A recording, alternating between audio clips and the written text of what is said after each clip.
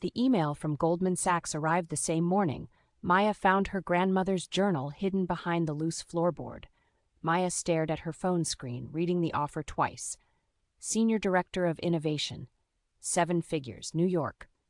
Everything she thought she wanted before the panic attacks started. Before she'd fled Silicon Valley like a wounded animal returning to its den.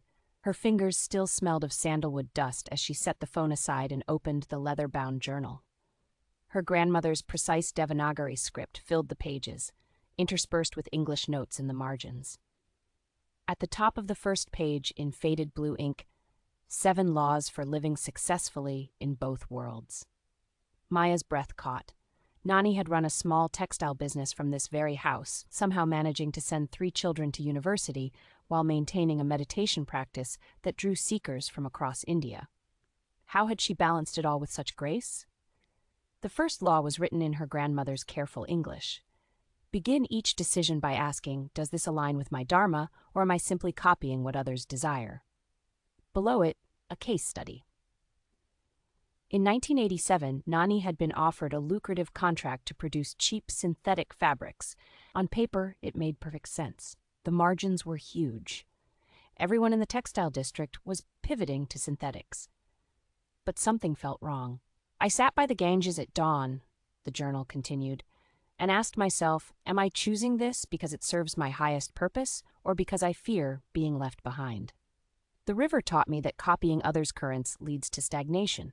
I declined the contract and focused on organic cotton. Within 2 years, we were supplying boutique stores in Delhi and Mumbai. The sustainable fashion movement found us, not the other way around. Maya's phone buzzed, a text from her former colleague Jessica. Heard Goldman reached out to you too. I'm taking their offer. Finally time to make real money, right? The mimetic pull was immediate. Jessica, brilliant Jessica, with her penthouse and her startup acquisitions. If Jessica thought Goldman was the right move, Maya caught herself. Her hand trembled slightly as she traced her grandmother's words again.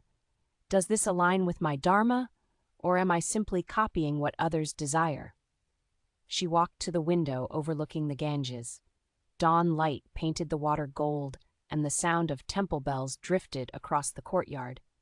3 months ago, she'd been making twice her current savings in tech consulting, but she'd also been taking sleeping pills and seeing a therapist twice a week.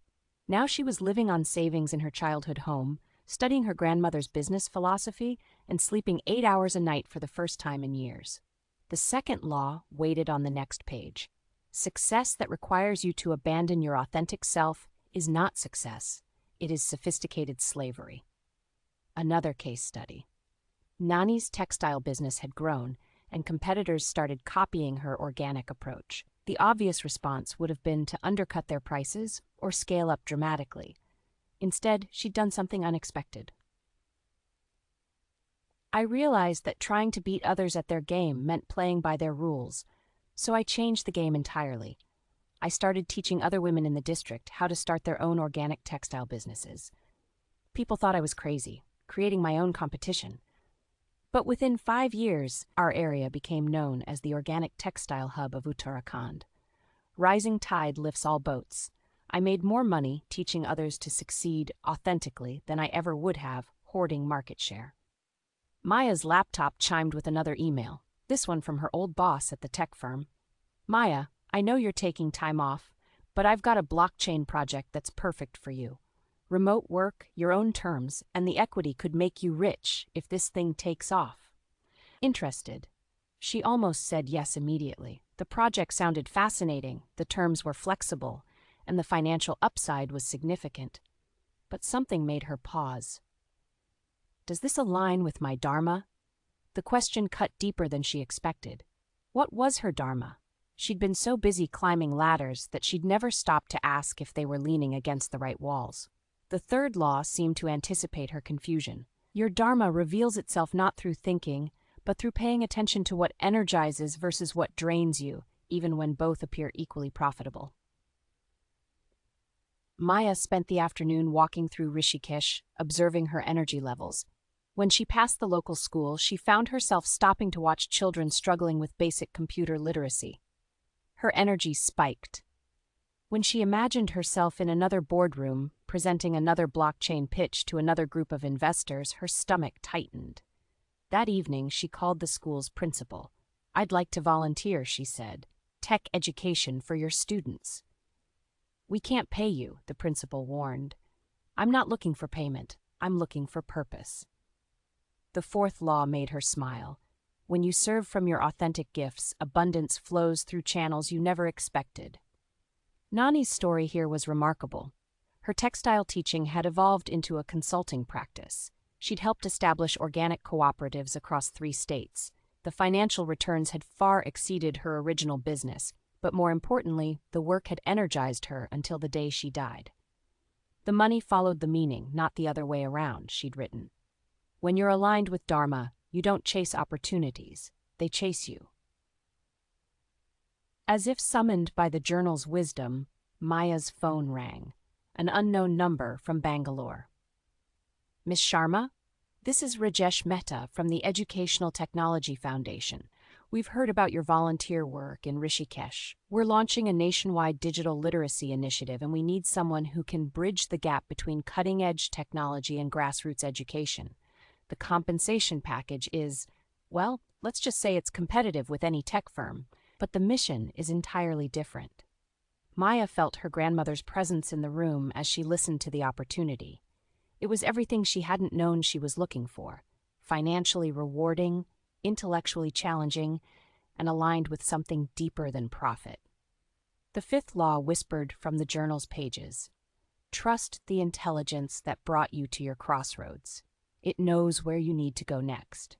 She thought about the panic attacks that had driven her from Silicon Valley, the breakdown that had seemed like failure. Now she could see it differently. Her nervous system had been trying to tell her something. The breakdown had been a breakthrough in disguise. "I'm interested," she told Rajesh, "but I have some conditions." "Name them." "I want to pilot the program here in Rishikesh first, and I want to build a teacher training component that can be replicated anywhere." "Done. When can you start?" Maya looked at her grandmother's journal, then at the Goldman Sachs email still glowing on her phone screen. The numbers were dramatically different, but the choice was surprisingly clear. "I'll start tomorrow," she said. "But first, I need to decline another offer." She typed a polite rejection to Goldman Sachs, then sent a similar message to her former boss about the blockchain project. Each no felt like a yes to something larger. The sixth law brought tears to her eyes. The most radical act in a world obsessed with competition is to collaborate with your own soul. Nani had written about the criticism she'd faced for teaching competitors, for choosing organic over synthetic, for prioritizing sustainability over short-term profit. "People called me impractical," the journal revealed. "They said I was naive about business, but I was practicing a different kind of business, one where success means creating value for everyone involved, not just shareholders." Maya understood now why she'd been so miserable in tech despite her success. She'd been competing with everyone except the person who mattered most, her authentic self. The final pages of the journal were blank except for a single line. "The seventh law cannot be written, it must be lived." Below it, a note in fresher ink, as if written recently. "For Maya, when she's ready to remember who she really is." Maya's hands shook as she read her name in her grandmother's handwriting. How had Nani known she would find this journal? How had she known Maya would need these exact laws at this exact moment?